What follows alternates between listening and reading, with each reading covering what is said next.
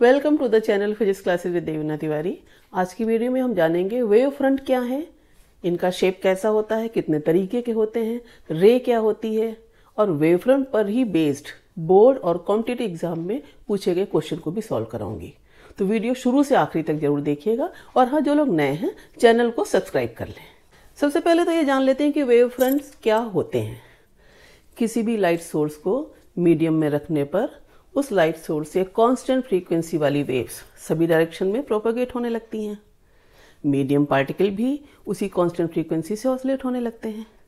अब उन्हीं oscillating particles में हम एक ऐसा सरफेस या ऐसा प्लेन ड्रॉ करें जिन पर सिचुएटेड सारे ऑसिलेटिंग पार्टिकल्स सेम फेज में ऑसिलेट करें, तो वो सरफेस या प्लेन कहलाता है वेव फ्रंट।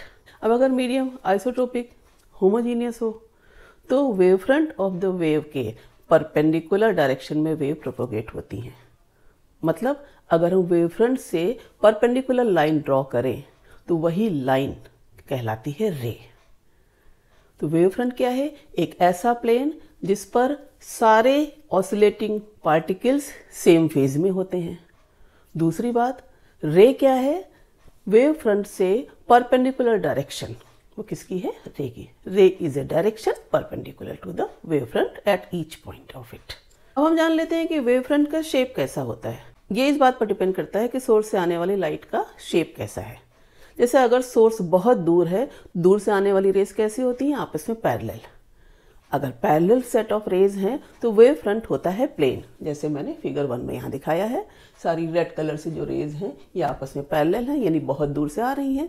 यहाँ पर पॉइंट ऑफ ऑब्जर्वेशन है तो देखिए ये सारी रेज इन प्लेन्स के परपेंडिकुलर ही तो हैं। और रे क्या होती है? A direction perpendicular to the plane. और ये प्लेन वेव फ्रंट्स ये कैसे, ये क्या बता रहे हैं? इनसे परपेंडिकुलर डायरेक्शन ऑफ रे है और इन पर सिचुएटेड सारे मीडियम पार्टिकल्स सेम फेज में ऑसिलेट कर रहे हैं। अब बात करते हैं दूसरे शेप की, वो है स्फेरिकल वेव फ्रंट। ये कब बनता है? जब पॉइंट सोर्स हो। किसी भी पॉइंट लाइट सोर्स से स्फेयर की रेडियस के अकॉर्डिंग लाइट हर तरफ निकलेंगी, हर डायरेक्शन में लाइट इमिनेट होंगी। जैसे पॉइंट सोर्स एक सेंटर ऑफ द स्फीयर हो तो लाइट हर डायरेक्शन में निकलेंगी। अब अगर उसको सेंटर मान के हम स्फेरिकल आर्क्स ड्रॉ कर लें तो इन आर्क्स की सेंटर से सोर्स से बराबर डिस्टेंस होगी। तो यहाँ पर पहुँचने वाली जितनी भी वेव्स हैं उनके बीच में पाथ डिफरेंस 0 होगा। इसीलिए इन पर सिचुएटेड सारे पार्टिकल्स सेम फेज में ऑसिलेट करते हैं, उनके बीच में फेज डिफरेंस भी 0 होता है। तो ये स्फेरिकल वेव फ्रंट होंगे। इनकी रेडियस किसके बराबर होगी? लाइट वेव जितने टाइम में जिस स्पीड से यहाँ से स्फेरिकल वेव फ्रंट तक पहुंची सोर्स से, तो v इंटू टी रेडियस होगी। ये एक स्फेरिकल वेव फ्रंट है। कुछ टाइम बाद, ज़्यादा टाइम के बाद दूसरा वेव फ्रंट, और ज़्यादा टाइम के बाद तीसरा वेव फ्रंट, और बहुत डिस्टेंस के बाद यही देखिए कर्वेचर घटता जा रहा, धीरे धीरे ये क्या हो जाते हैं? प्लेन। तो वही कहा जाता है कि सोर्स से बहुत ज़्यादा डिस्टेंस पर वेव फ्रंट का शेप कैसा होता है? Plane wave front. और पॉइंट सोर्स के पास कैसा होता है? Spherical wave front. अब इन स्फेरिकल वेव फ्रंट से भी देख रहे हैं आप कि सारे वेव फ्रंट्स पर जितने भी medium particle same wave front पर हैं वो सेम फेज में ऑसिलेट कर रहे हैं और इनके परपेंडिकुलर डायरेक्शन है किसकी? रे की। अब बात करते हैं कि अगर सोर्स लीनियर है, एक्सटेंडेड है, जैसे पॉइंट सोर्स का आप समझ लीजिए बल्ब, तो एक्सटेंडेड सोर्स को ट्यूबलाइट, उसमें कैसा वेव फ्रंट होगा? अब ट्यूबलाइट है तो उसके हर पॉइंट से सब डायरेक्शन में वेव्स निकलेंगी और उसको हम बना सकते हैं इस तरीके से। रेड कलर के देखिए ये लाइन सोर्स या एक्सटेंडेड सोर्स ऑफ लाइट है और इसके चारों तरफ सिलिंड्रिकल ही वेव फ्रंट तो होगा। हर तरफ वेव्स जो हैं वो सेम डिस्टेंस तय करेंगी तो एक स्फेयर बनेगा और वो स्फेरिकल सिमेट्रिक लेंथ वाइज होगा तो वो सिलेंडर हो गया। मतलब लाइन सोर्स का वेव फ्रंट कैसा होगा? सिलिंड्रिकल। तो अब तक हमने 2 बातें जान ली हैं। पहली चीज, रे क्या है? Direction perpendicular to the wave front. दूसरी चीज, वेव फ्रंट पर सारे ऑसिलेटिंग पार्टिकल्स सेम फेज में ऑसिलेट करते हैं। ये बात अगर समझ में आ गई है तो shape of wave front plane, spherical और सिलेंड्रिकल ये भी समझ में आ गया होगा। अब बात करते हैं इस पर बेस्ड क्वेश्चन कैसे पूछा जाता है। बोर्ड एग्जाम में पूछा गया क्वेश्चन देखिए 2 बार पूछा गया है।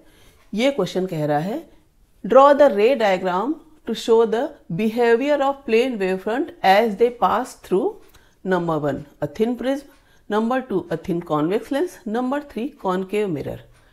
मतलब है कि एक प्लेन वेवफ्रंट पास हो रहा है जब एक पतले प्रिज्म से, पतले कॉन्वेक्स लेंस से और कॉन्केव मिरर के सामने प्लेन वेवफ्रंट आ रहा है, तो उसका बिहेवियर कैसा होगा।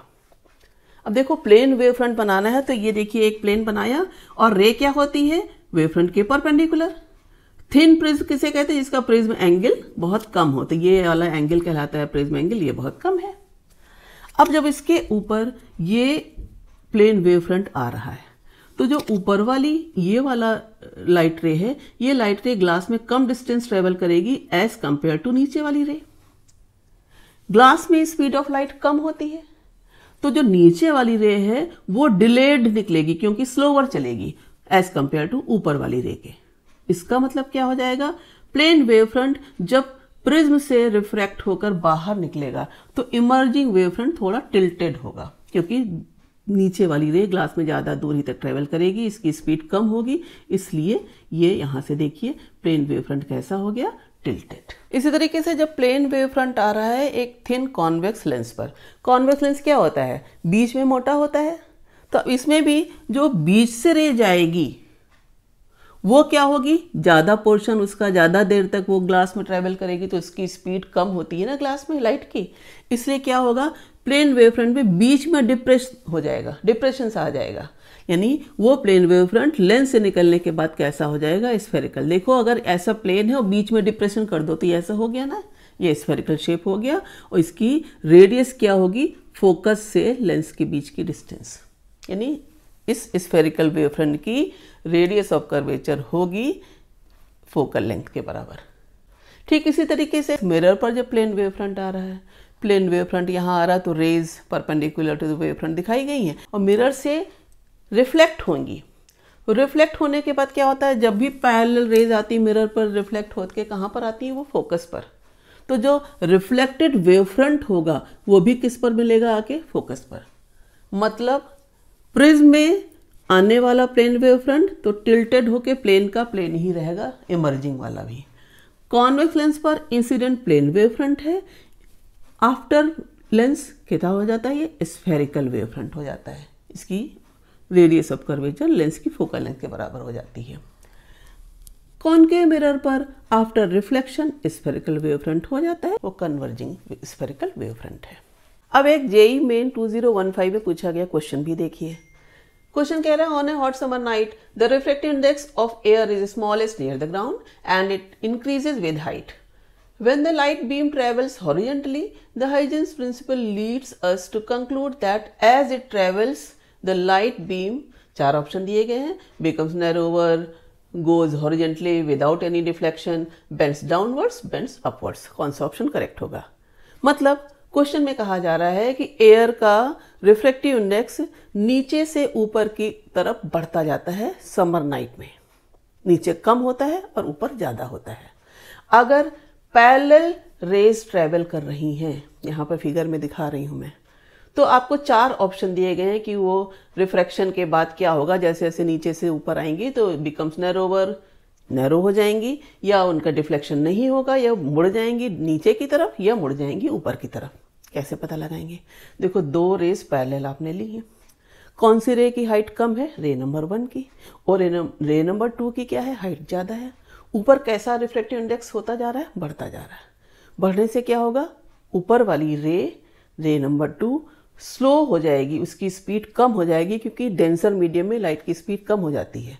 तो ray 1 will travel faster as compare to ray 2। क्या हो जाएगा, बेंडिंग अपवर्ड्स। कौन सा आंसर सही होगा, आंसर डी। तो उम्मीद करती हूँ वेव फ्रंट्स क्या हैं, कितने तरीके के होते हैं, रे क्या होती है, और उन पर बेस्ड क्वेश्चंस जो बोर्ड और कॉम्पिटिटिव एग्जाम में पूछे गए हैं आपको ज़रूर समझ में आए होंगे। Thank you.